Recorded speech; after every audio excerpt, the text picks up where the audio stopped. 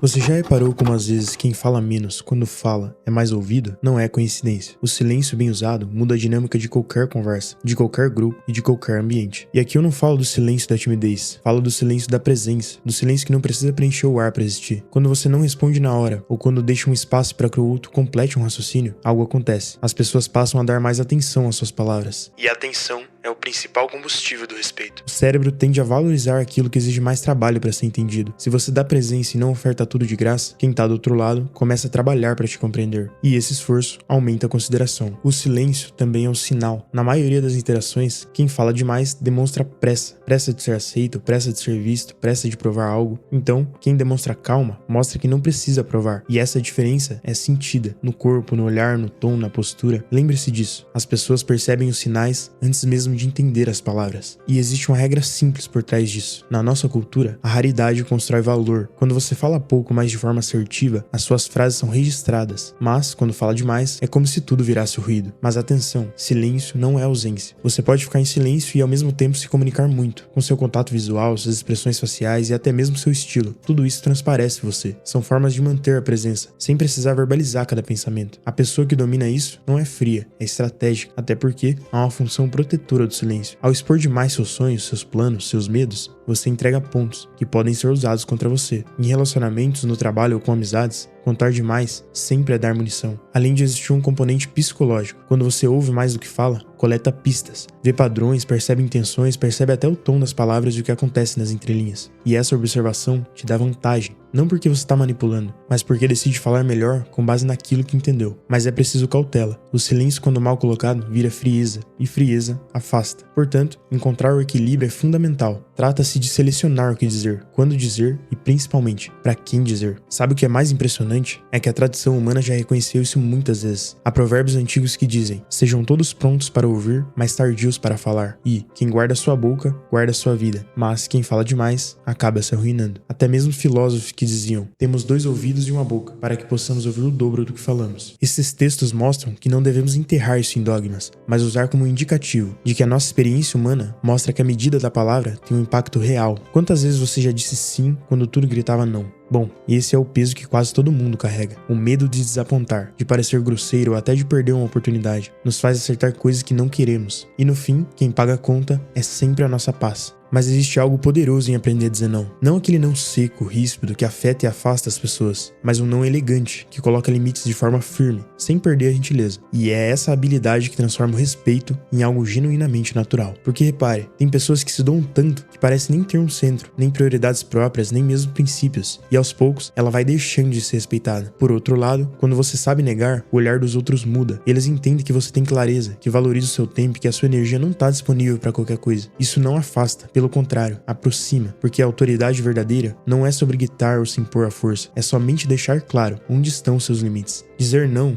significa rejeitar alguém, significa se respeitar, significa proteger o que é importante para você. Pense nisso, quando você nega algo que está ferindo seus valores ou que está ocupando um espaço que deveria ser sua prioridade, você está dizendo sim para sua vida, para o seu propósito. O problema é que fomos treinados a acreditar que não é uma palavra feia. Desde crianças, aprendemos que negar é ser malcriado, que discordar é falta de educação e crescemos com medo de desagradar os outros. Mas veja a ironia, ao tentar agradar a todos, acabamos nos desagradando. Agora, como aplicar isso no dia a dia? O primeiro passo é lembrar que você não precisa justificar demais. O excesso de explicação enfraquece o não. Seja breve, direto com quem você não deve satisfações. O segundo passo é praticar esse não em pequenas situações. Diga ele para coisas simples, seja um convite que você não quer aceitar, um favor que não cabe na sua rotina, ou em um compromisso que não faz sentido agora. E o terceiro passo é perceber o efeito disso. Você vai notar como o respeito aumenta, como as pessoas começam a entender os seus limites e principalmente como a sua paz cresce. Tem uma cena que vai somar muito para esse capítulo. Veja.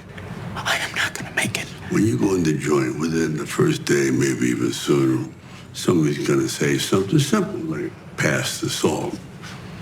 Your response should be, how about I pass the salt through your fucking eye and out the back of your skull? Because if you do pass the salt, within a week you're gonna be wearing a dress, painting your nails red, and answering to the name bitch. You know what I mean? See, everything's a test.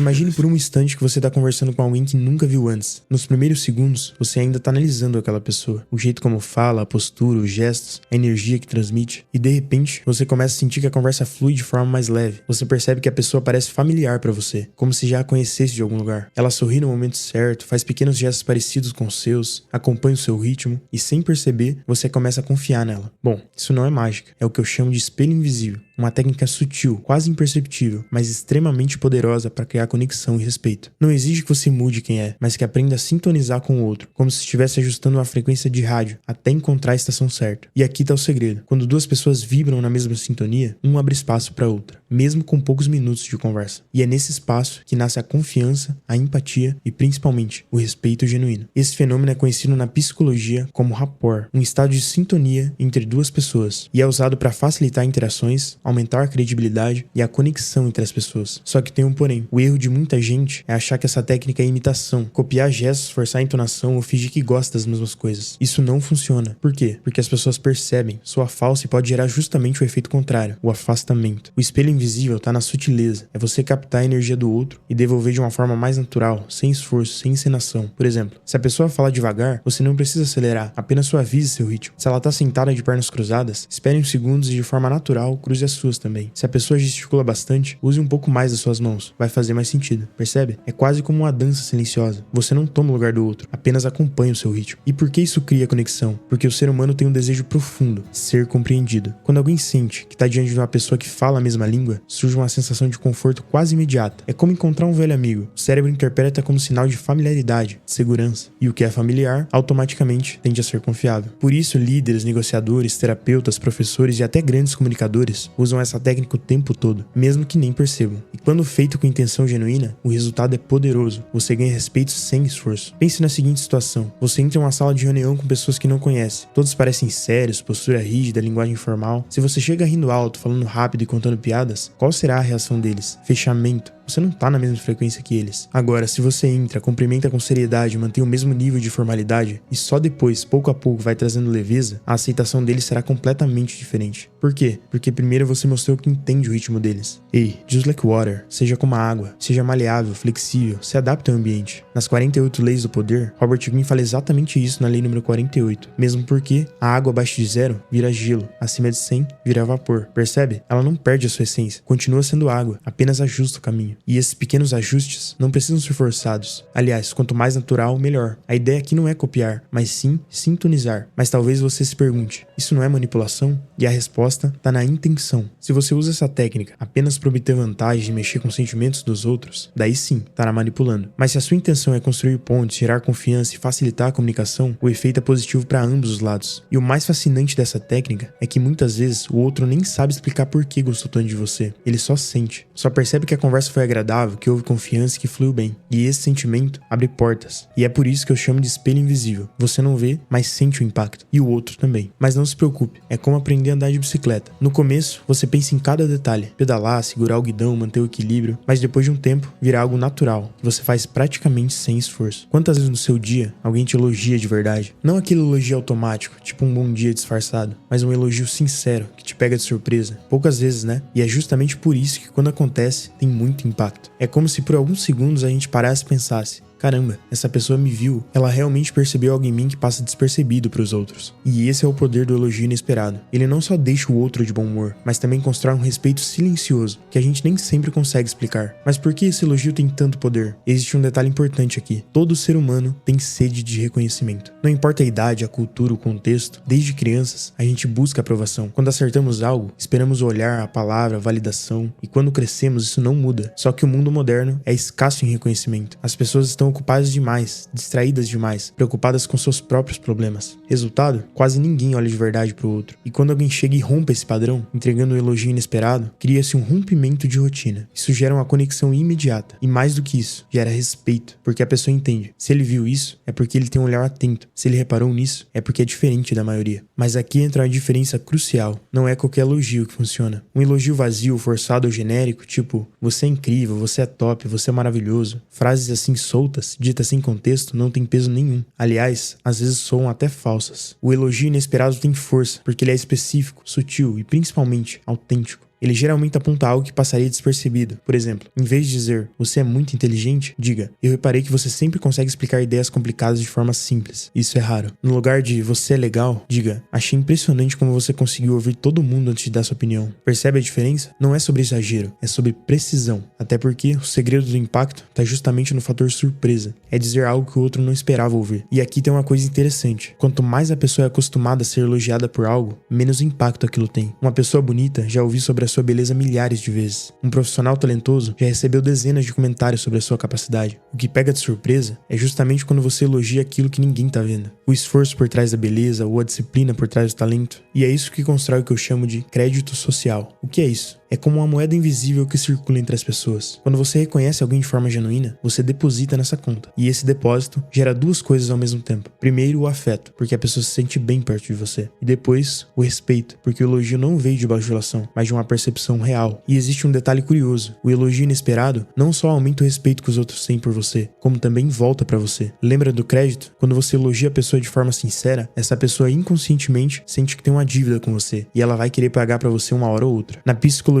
isso é conhecido como o princípio da reciprocidade. Robert Cialdini mostra que quando recebemos algo inesperado, sentimos quase uma obrigação moral de devolver na mesma moeda. Seja um presente, uma ajuda ou até mesmo um elogio genuíno. O cérebro dispara um gatilho silencioso, a vontade de retribuir. Parece loucura, né? Mas faz parte da natureza humana. Muitas vezes somos guiados por sensações, números ou até palavras, e não por um argumento racional. Isso acontece porque muitas vezes não decidimos apenas sobre fatos, decidimos sobre a forma como os fatos foram apresentados. E são dois mecanismos simples que fazem esse trabalho silencioso. A ancoragem, onde o primeiro número que aparece é o que vira referência, e o framing, que é a forma como a situação é enquadrada. E juntos, eles moldam um senso comum, a urgência e até o que consideramos normal. A ancoragem é direta. No momento em que a mente encontra um valor, esse valor vira ponto de medida. A partir dele, tudo que vier depois é comparado. É por isso que o primeiro número de uma negociação costuma ter tanto poder. Ele define a base da conversa. Se você quer ajustar uma percepção, basta pôr uma referência forte no início. O frame já é mais sutil, mas igualmente eficaz. É a moldura da história, a palavra que escolhemos, a ênfase que damos, a cena que construímos antes do argumento. Vou dar um exemplo que você já conhece, mas poucas vezes percebeu. Na saúde, dizer a um paciente que na cirurgia ele tem 90% de chance de ficar vivo gera uma reação muito diferente de dizer: olha, você tem 10% de risco de morrer. É o mesmo fato, mas duas molduras distintas. Uma calma, já a outra desespera. Quem sabe escolher a moldura define o clima emocional em que a decisão será tomada. Esses mecanismos não são truques, são atalhos mentais que surgiram para nos ajudar a economizar esforço. Em um mundo de informações demais, o cérebro usa referências e molduras para decidir rápido. Quando a ancoragem aparece, a sensação é quase física. Tudo parece caro ou barato em relação ao primeiro número que você viu. Quando o framing aparece, a reação vem em forma de sensação, oportunidade, medo, segurança, urgência, tudo depende da moldura. O uso consciente dessas ferramentas é onipresente. Podem estar em vendas, negociações, campanhas, conversas. A primeira voz que define parâmetros normalmente orienta o restante do diálogo. E a primeira palavra que começa um cenário normalmente orienta a emoção. Então, aprender sobre framing e ancoragem não é só saber como manipular, é entender o terreno onde as decisões são tomadas. E com esse conhecimento, você pode tanto se proteger quanto escolher conscientemente como apresentar suas ideias.